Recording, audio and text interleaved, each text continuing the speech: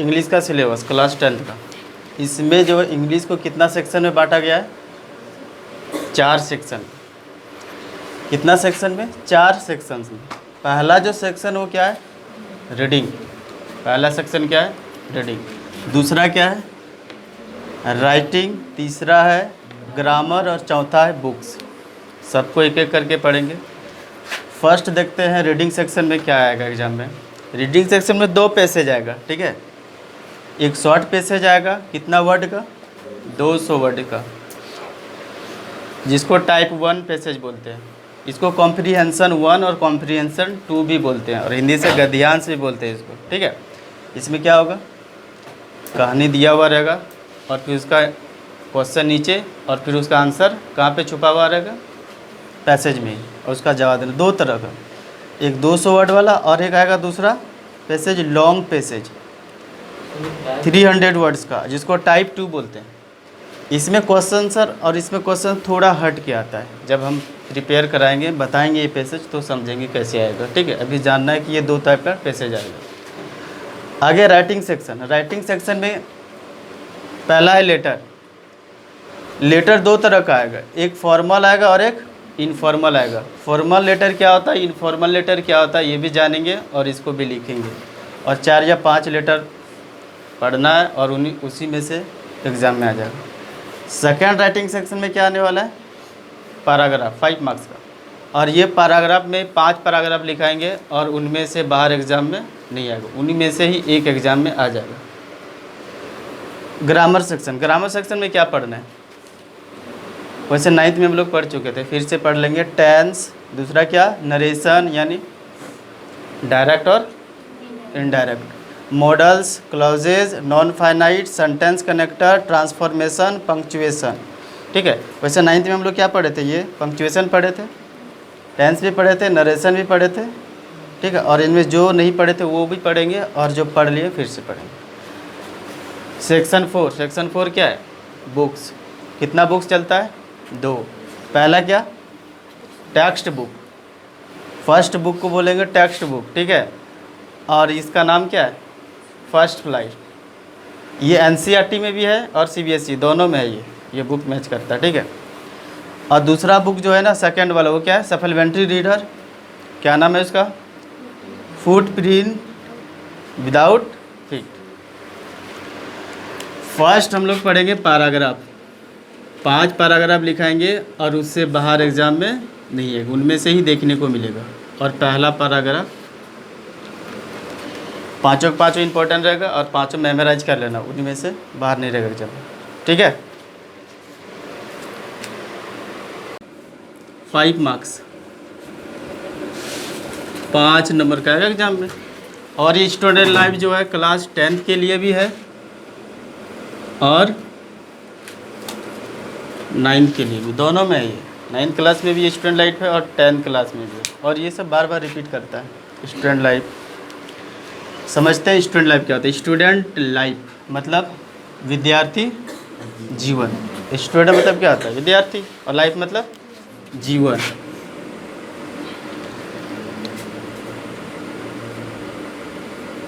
विद्यार्थी जीवन। जानते हैं कि विद्यार्थी जीवन कैसे होता है? Student life is the most important part of A men's life. Student life मतलब विद्यार्थी जीवन is the most important part. Important मतलब क्या होता है?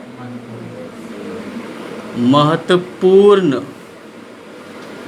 पार्ट मतलब भाग। ऑफ मैंस लाइफ, यहाँ पे देखो एस्ट्रॉप्स का यूज किया गया है, पंक्चुएशन में बताए होंगे। मैंस एस्ट्रॉप्स है ना, लाइफ मतलब किसका? मैंस लाइफ मतलब मनुष्य या मानव जीवन या मनुष्य का जीवन,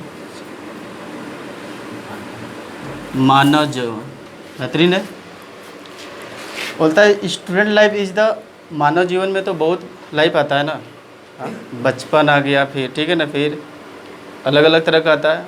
यहाँ पे जो जान रहे हैं वो स्टूडेंट लाइफ के बारे में जान रहे हैं। तो बोलता है स्टूडेंट लाइफ जो होता है ना, जितना भी पार्ट आता है उनमें से सबसे महत्वपूर्ण कौन है?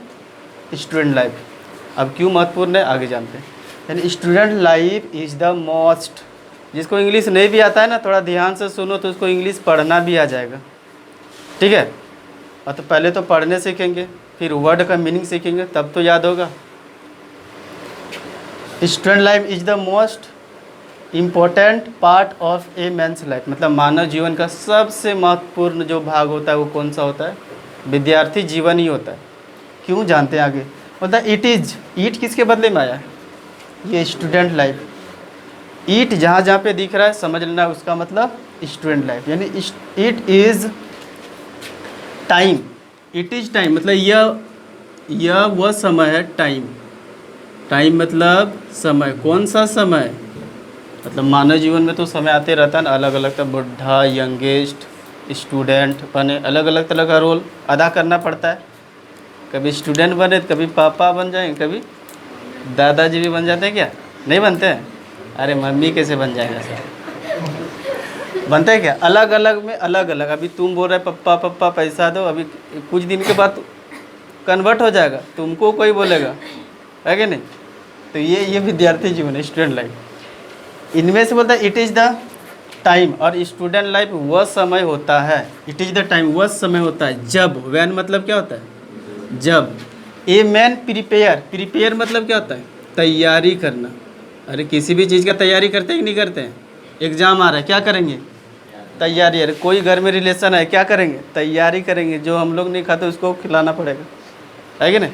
वो तैयारी होता है। तो यहाँ पे तैयारी किसका है? बोलता है व्हेन ए मैन प्रिपेयर, बोलता है जब एक आदमी तैयारी करता है किसका? For the rest of his life. Rest मतलब शेष बचे जीवन का, शेष ऑफ हीज लाइफ। वो अपने हीज किसके बदले में आया? उसके बदले, स्टूडेंट के बदले में। हीज लाइफ मतलब वो अपने जीवन का। स्टूडेंट लाइफ के बाद जीवन है कि ख़त्म हो जाएगा? स्टूडेंट लाइफ के बाद भी तो जीवन है, उसी को यहाँ पे क्या बोला गया? Rest of his life. मतलब आगे यदि जीवन अच्छा करना है तो मेहनत हमको स्टूडेंट लाइफ में करना पड़ेगा।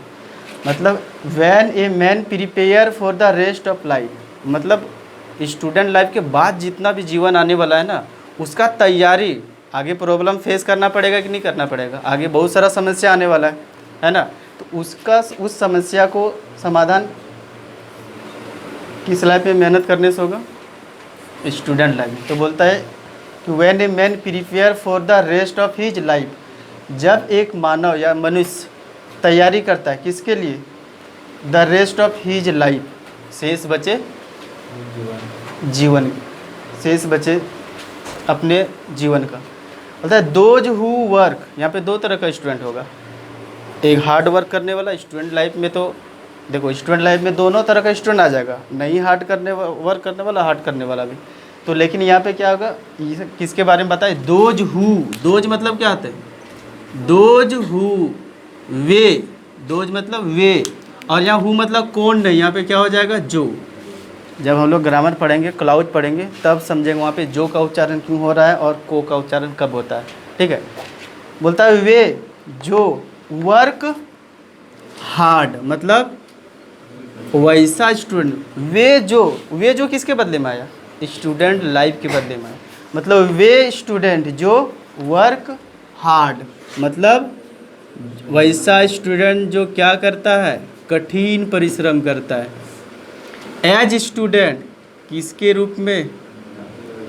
विद्यार्थी के रूप में, ठीक है। पानी ढोने थोड़ा बोलता है तुमको, पानी लाओ यहाँ से 1 किलोमीटर से पानी लाओ वहाँ से। स्टूडेंट लाइफ में क्या मेहनत होता है? समय का उपयोग करते हुए सही से पढ़ाई करना, यही ना होता है स्टूडेंट लाइफ में। तो यहाँ पे क्या बोलता है कि those who work hard as student, विद्यार्थी जीवन में, यानी विद्यार्थी के रूप में जो मेहनत करता है, जो कठिन परिश्रम करता है। Do not face difficulties. Do not face, face मतलब क्या होता है? यहाँ पे हो जाएगा सामना करना। फेस मतलब सामना करना, फेस मतलब सामना, प्रॉब्लम को फेस करना, है ना। डिफ़िकल्टीज मतलब कठिनाइयाँ, कठिनाइयाँ। डिफ़िकल्टीज मतलब क्या होता है? कठिनाइयाँ। Face difficulties, do not face difficulties, उसको कभी भी कठिनाई का सामना नहीं करना पड़ता है। इन the rest of their life, शेष बचे जीवन में, यानी जो स्टूडेंट लाइफ में मेहनत कर लिया अच्छी तरह से, आने वाला जितना भी शेष जीवन है उसको किसी भी प्रकार का यदि कठिनाई आ जाएगा तो उसका सामना कर सकता है। Do not face difficulties in the rest of their lives, शेष बचे जीवन में। बोलता है ऑन, नेक्स्ट क्या है, ऑन द अदर हैंड, और दूसरे तरह से बोला जाए, ये तो हो गया मेहनत करने वाला। यदि जो स्टूडेंट मेहनत कर लिया स्टूडेंट लाइफ में, स्टूडेंट के बाद जो लाइफ आने वाला, स्टूडेंट के बाद क्या लाइफ आएगा रे, मैरी होगा है? फिर उसका टेंशन, तेरा टेंशन, बहुत तरह का प्रॉब्लम आएगा। उस सब समस्याओं का समाधान यदि स्टूडेंट लाइफ में मेहनत किए तो, है कि नहीं। तो बोलता है ये तो मेहनत करने वाला स्टूडेंट हो गया, बता दिया कि जो मेहनत किया उसको आने वाला रेस्ट टाइम में क्या होगा, किसी भी प्रकार के मुश्किलों का सामना नहीं करने वाला, आइडिया आ जाएगा ना उसको। यहाँ पे अदर हैंड मतलब दूसरे शब्दों में वैसा स्टूडेंट जो खा खा के सोता है। Those who waste, those who waste, यहाँ भी है दोज हु वे जो, और यहाँ भी क्या होगा वे जो, वेस्ट मतलब बर्बाद। दिस वैल्यूबल, दिस वैल्यूबल मतलब, वैल्यूबल मतलब क्या होता है, मूल्यवान। टाइम मतलब समय, और रिपेंड मतलब क्या होता है, रिपेंड मतलब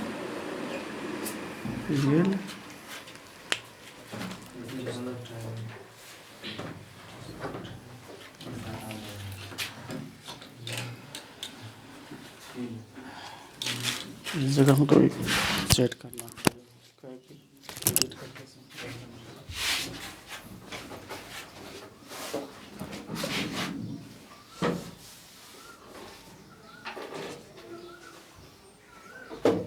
नीचे वाला बंद करो, नीचे वाला दोनों बंद करो, जल्दी से बंद करो।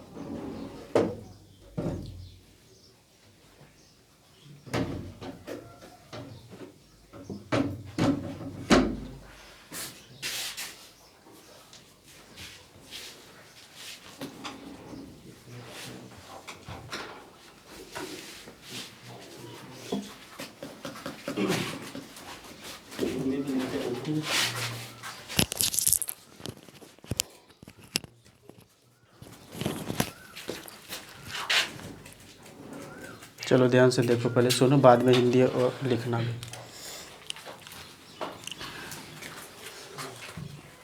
Those who waste this valuable time, valuable और टाइम मतलब समय, और रिपेंड मतलब होता है पछताना, पछताना, पछताना समझता है। दोज हु वैसा student waste this valuable time, जो इस मूल्यवान समय को क्या कर देता है, बर्बाद कर देता है। मतलब समय में पढ़ाई नहीं करता है, कोई और काम करता है, तो इस मूल्यवान समय को जो बर्बाद कर देता है वो बाद में क्या होता है, रिपेंड मतलब पछताता है।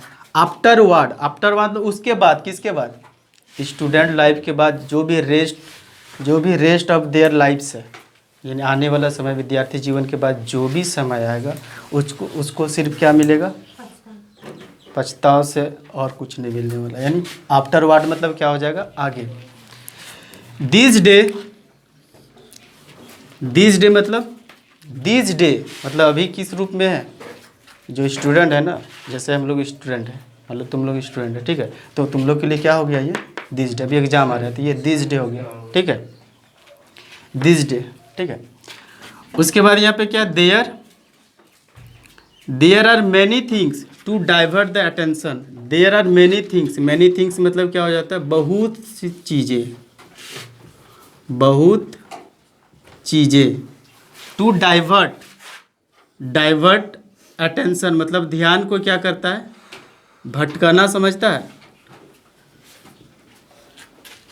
स्टूडेंट लाइफ में क्या करना चाहिए, पढ़ाई करना चाहिए, लेकिन इसका ध्यान को क्या करता है, भटका देता है। मैनी थिंग्स जैसे क्या हो गया, मोबाइल, डिफरेंट टाइप्स का गेम्स, है कि नहीं, ये सब क्या कर रहा है, डाइवर्ट कर देता है किसको, ध्यान को, ठीक है। अब एग्ज़ाम है 5 तारीख से, तो 3 तारीख से तो IPL है, और उसके बिना तो रह नहीं पाएंगे, होता है क्या, वो क्या कर दिया, डाइवर्ट कर दिया। और उस टाइम क्या आईपीएल बाद में होगा कि नहीं होगा? नहीं होगा। नहीं होगा। नहीं होगा। एग्जाम बाद में हो सकता है, हाँ, लेकिन आईपीएल नहीं होगा। गुड। मतलब आईपीएल बाद में हो सकता है, उसको तो बाद में भी देख सकते हैं, है कि नहीं, लेकिन एग्जाम नहीं हो सकता है, ठीक है। हाईलाइट देखेंगे। हाँ, हाईलाइट देख लेना। This day there are many things, बोलते हैं दिस डे मतलब स्टूडेंट लाइफ के टाइम में, इस समय क्या होता है, बहुत सारा चीज़ें होता है जो स्टूडेंट के ध्यान को क्या करता है, भटकाता है, मतलब डाइवर्ट कर देता है। अटेंशन मतलब ध्यान को भटकाता है, ठीक है। ऑफ द स्टूडेंट, विद्यार्थियों के ध्यान को भटका देता है। It needs great will power, it needs मतलब क्या होता है, जरूरी, great will power, great will power मतलब इच्छा शक्ति। उस टाइम स्टूडेंट को उस ध्यान जो भटक जाता है, उस भटकाव से रुकने के लिए स्टूडेंट को क्या करना पड़ेगा, ग्रेट पावर, इच्छा शक्ति से कंसंट्रेट करना पड़ेगा। कहाँ पर? बुक में। कंसंट्रेट मतलब क्या, ध्यान केंद्रित, ध्यान केंद्रित करना। कहाँ पर? किताबों में, ठीक है। मतलब यदि स्टूडेंट को पता है कि मेरा ध्यान तो भटक रहा है, मतलब हमको अलग अलग चीज़ों क्या कर रहा है, अलग अलग चीज़ से ध्यान भटका रहा है, तो उस टाइम तुमको डीपली सोचना है और क्या करना है, कंसंट्रेट करके ध्यान कहाँ लगाना है, किताब में। यानी it needs great will power. इस टाइम क्या, जिस टाइम हम डाइवर्ट हो जाता है ना, जिस टाइम ध्यान क्या होता है, डाइवर्ट हो जाता है, उस टाइम क्या काम देता है, ग्रेट विल पावर, और कंसंट्रेट करके ध्यान देते कहाँ पे, किताब में। नेक्स्ट है अनफॉर्चुनेटली। अनफॉर्चुनेटली मतलब दुर्भाग्य पूर्ण या दुर्भाग्यवश बोले, दुर्भाग्यपूर्ण, ठीक है। अनफॉर्चुनेटली, फॉर्चुनेटली मतलब होता है भाग्य, किस्मत से कुछ मिल गया, है कि नहीं। और अनफॉर्चुनेटली मतलब क्या होता है, दुर्भाग्यपूर्ण।